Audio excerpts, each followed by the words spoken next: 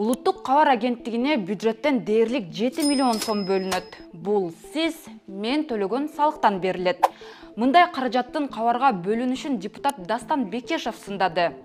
Ал ишмердүүлүгүн жүргүзө албай, банкрот болгон Пирамида жана 5 каналды мисал кылды.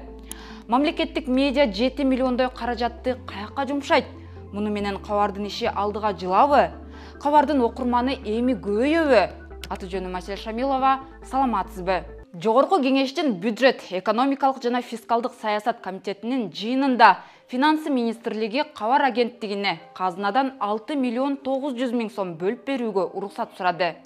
Анда депутат Дастан Бекешев дароо эле каршы чыгып, агенттиктин ишин сынга алды. Биз ошол массалык маалымат каражаттарды дайыма акчаны бөлөбүз да, мына Пирамида 5 каналга канча бердик да, азыр банкрот болуп атат да, туурабы? Жабылып атабы ошондо? Кыскача маалымат,